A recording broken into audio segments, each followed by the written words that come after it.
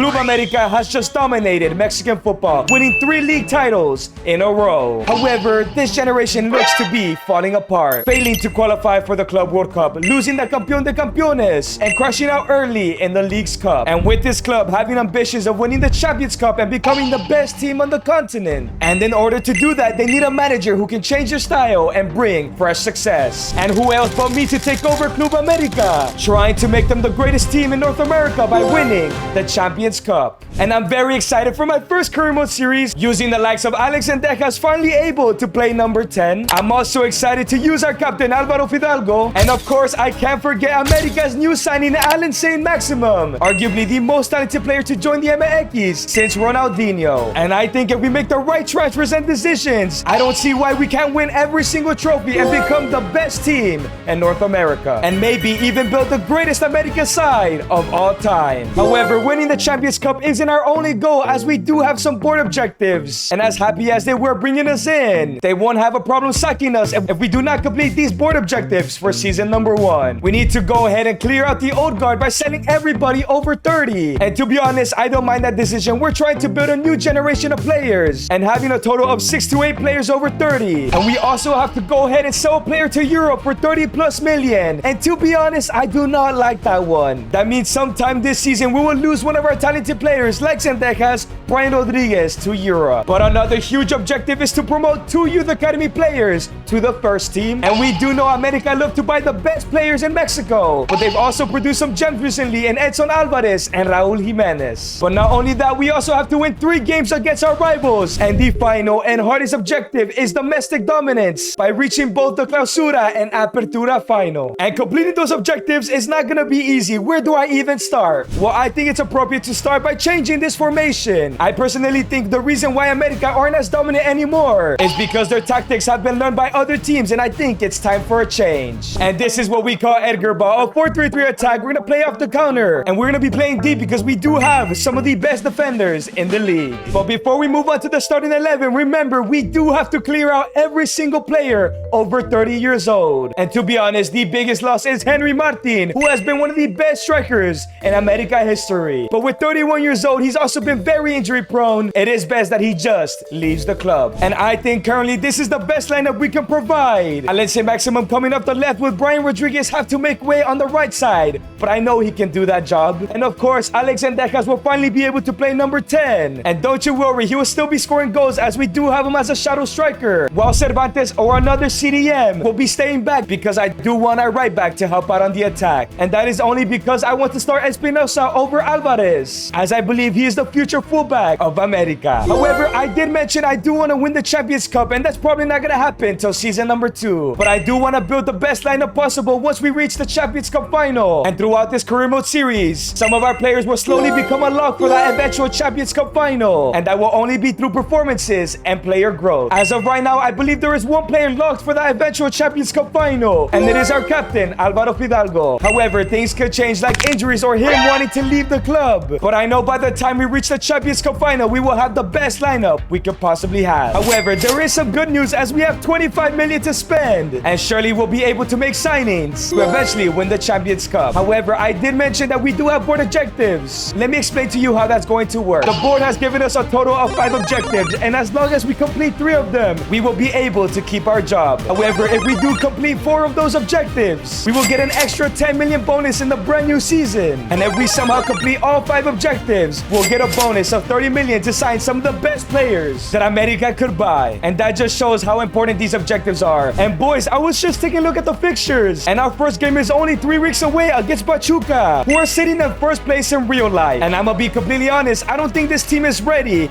to complete all 5 objectives, let alone maybe not even beat Pachuca. However, in terms of signings, I know for sure we do not need a center attacking mid or any wingers on the side. This might be a little bit controversial, but I would like to have a new striker, as Henry Martin will be sold and Aguirre and Zúñiga are a little bit older. I would prefer to have a younger player. But let me know what you guys think down below and give me some striker recommendations. But I know for sure I want another holding midfielder, as Cervantes and Dos Santos are our only defending ones. And obviously, I want a younger player. And I also think we need another left back, whether it's starting or as a backup, because after Borja is sold, Orquin will be our only option. And earlier, I did mention Edson Alvarez, and we do need a CDM. I would love to bring him back, respect, especially as he's about to leave West Ham in real life. However, his market value is way too expensive and we cannot afford him. But if we can find somebody with a similar profile, I think it would be a successful signing. And I think I have found the perfect alternative in Fidel Ambriz. 74 overall, center mid, 5'9", a couple inches shorter than Edson. However, he has very similar playstyles and Anticipate and Bruiser, just like Edson Alvarez. Remember, I'm also trying to sell a couple players, so I'm gonna try to offer Jonathan Dos Santos maybe around 7 million. I hope that isn't too low. Let's see what Monterrey say. They want 11 million.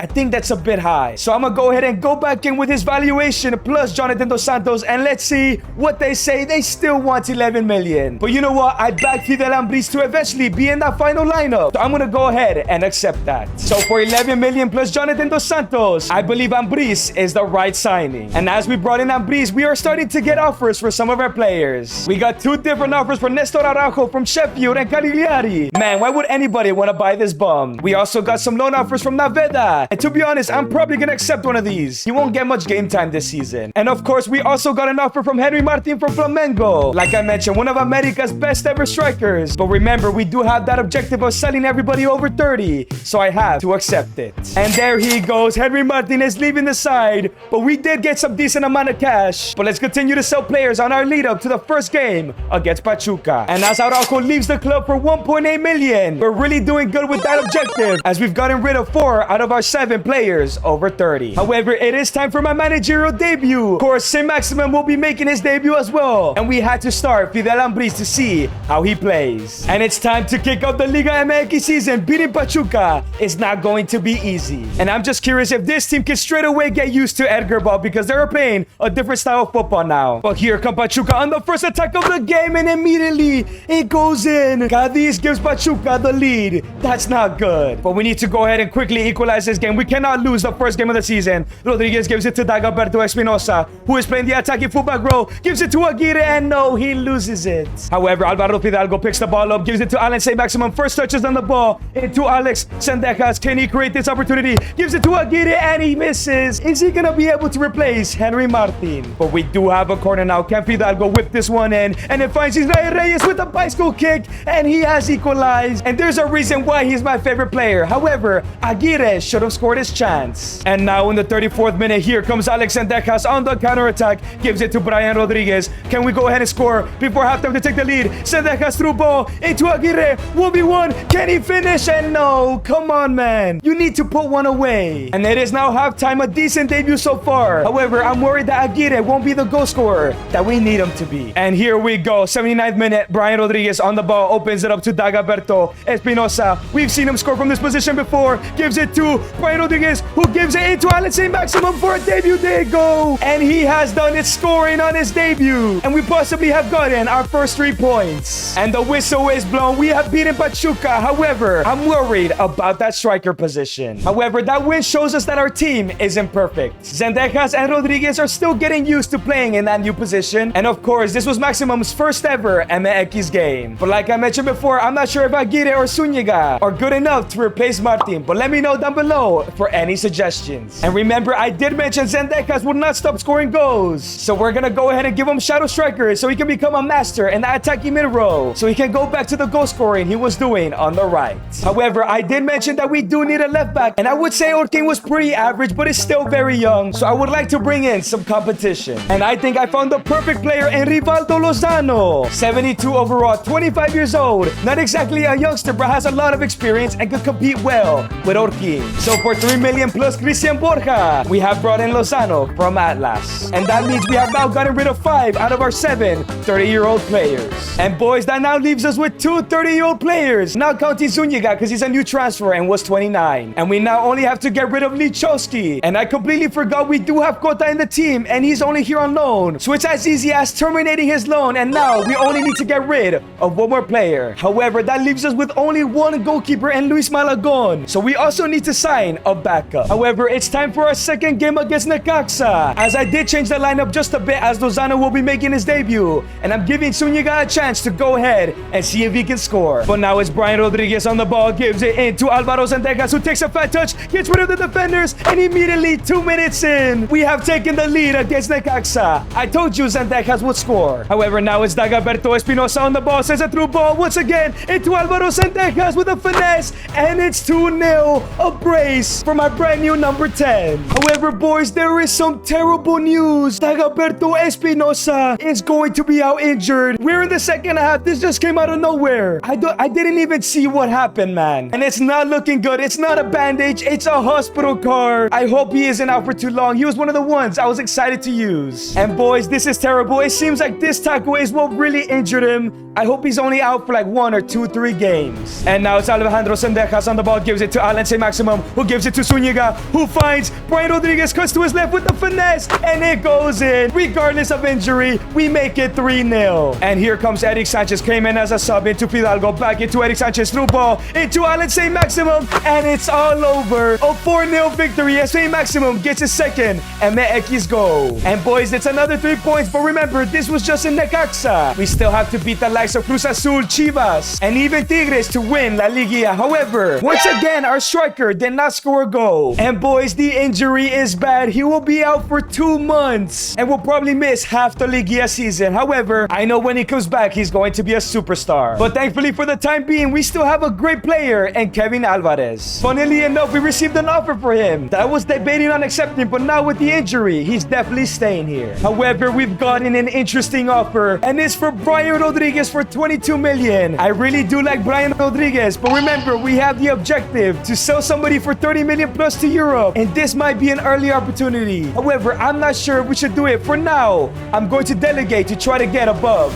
30 million. But let me know down below if we should accept this offer. And we received another offer we need to think about in Zúñiga. Yes, I know he just signed to the club, but him and Aguirre have not scored so far. And they're both above the age of 30. But we're going to put that on hold just for now. And I did mention we need a goalkeeper. And I have shortlisted a couple players that we could get. There is Carlos Acevedo, once was touted to be the replacement to Ochoa. However, he stayed in the MX, and if we sign him, he might want to start, you know. But in terms of backups, we have the likes of Sebastián Jurado, Pablo Lara, and of course, Alex Padilla, the future of Mexican goalkeeping. But I'm not sure what approach we should go for. Let me know down below who you want to see at the club. But it's time for our final game of the episode against Atlético San Luis. And I will be using a second team I've created to fully rest our starting 11. However, I realize we don't have a backup to a left wing, so Rodriguez will be playing for now. But that's something we need to look into for the next episode. And now it's Alexis Gutierrez, gives it into Brian Rodriguez, playing on the left again, and he puts it away. 12 minutes in, it's 1-0. And now it's Brian Rodriguez on the ball, gives it into Zúñiga, looking to cut back with a through ball. Once again for Rodriguez with a right-footed finish.